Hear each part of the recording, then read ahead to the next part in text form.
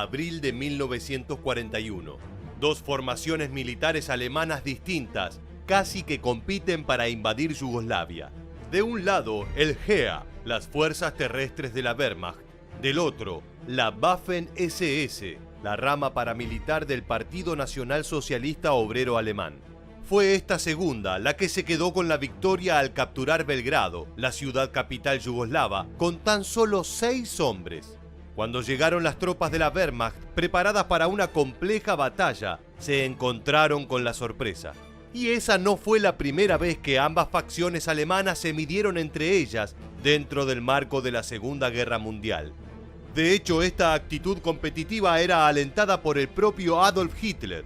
Quizá fue por eso que en la creencia popular se ha instalado desde hace años que una era mejor que la otra, que la Wehrmacht era menos cruel y demás afirmaciones que ya hemos contemplado en nuestro video anterior de cómo era la vida de un soldado nazi durante la Segunda Guerra Mundial.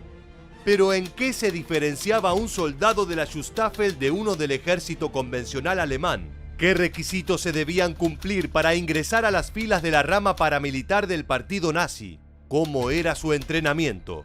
Las respuestas a estas y otras varias preguntas te las contaremos en los próximos minutos, así que ponte cómodo y acompáñanos a aquella Alemania de la Segunda Guerra Mundial.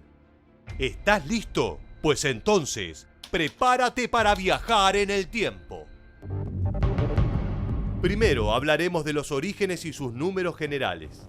La Schutzstaffel, cuya traducción literal al español es escuadras de protección, nació justamente como eso, un pequeño cuerpo de defensa destinado desde su fundación en 1925 a custodiar a Hitler y a brindar seguridad en las reuniones del nazismo.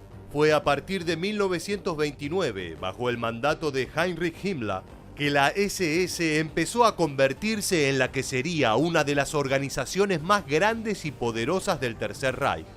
Y con este crecimiento se produjo una división de tareas que constituyó una clara separación de 3 grupos dentro de la fuerza. La Allgemeine SS, o SS General, que hacía las veces de policía y principal instigadora de la política racial de la Alemania nazi. La SS Totenkopfverbände, o Unidades de la Calavera, responsable de los campos de concentración. Y la Waffen-SS, o SS Armadas, las tropas de combate de élite dentro de las Fuerzas Armadas alemanas. Es de este último grupo del cual hablaremos en el video de hoy. A lo largo de la Segunda Guerra Mundial, las Waffen-SS llegaron a contar con más de 900.000 soldados, de los cuales 352.000 murieron en acción y otros 50.000 desaparecieron. Dicho esto, te estarás preguntando cuáles eran los requisitos para servir en ellas. Aquí radica la primera gran diferencia con el GEA, porque si bien con el avance del conflicto las exigencias se fueron relajando, los requerimientos iniciales para formar parte de las Waffen-SS eran muy específicos. Los potenciales reclutas debían, entre otras condiciones, estar afiliados al partido nazi, tener entre 17 y 22 años de edad, aunque los oficiales podían ser mayores, medir más de 1,75 metros de alto, ser capaces de probar varias generaciones de ascendencia aria, presentar un buen estado físico, mínimamente como el solicitado por el ejército, tener una dentadura completa y no tener antecedentes criminales. Lógicamente entenderás que estas medidas restringieron mucho la admisión.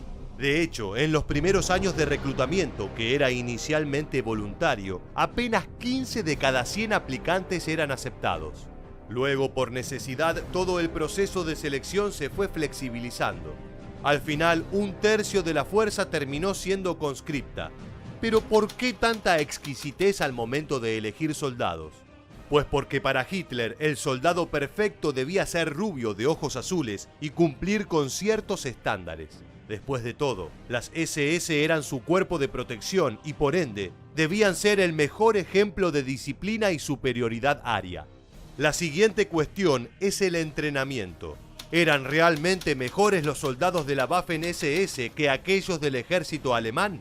Una pregunta que es siempre semilla de debate.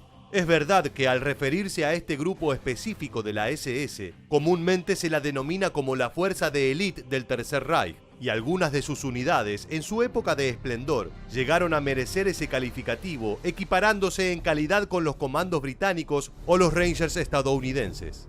Pero lo cierto es que en general, y mucho más desde la mitad de la guerra en adelante, su capacidad no difería demasiado de la de cualquier soldado de la Wehrmacht.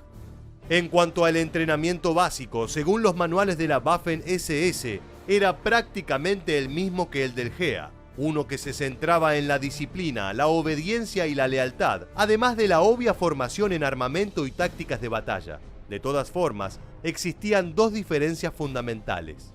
Por un lado, el adoctrinamiento ideológico, que era mucho más elevado que para los soldados convencionales. Los reclutas de las Waffen-SS, en su gran mayoría provenientes de las agrupaciones juveniles nazis, recibían clases sobre nacionalsocialismo y eran vistos como futuros embajadores del nuevo orden. Por otra parte, Himmler puso un marcado énfasis en que sus tropas practicaran mucho deporte, no como algo complementario, sino como una actividad central.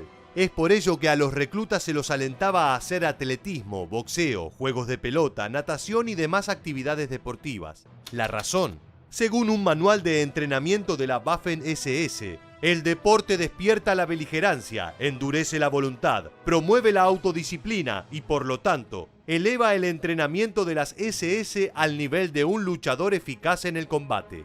Continuemos con lo relacionado al armamento y a otra cuestión debatible: si los SS eran más crueles que los soldados de la Wehrmacht.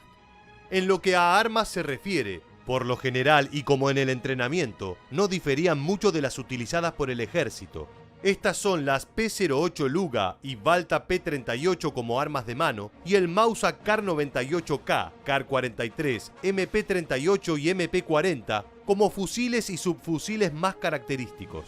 Y en lo que tiene que ver con los crímenes de guerra, si bien popularmente se cree que la SS era más cruel y brutal que las tropas del ejército alemán, está más que comprobado que esto no fue así. Ambas fuerzas cometieron atrocidades.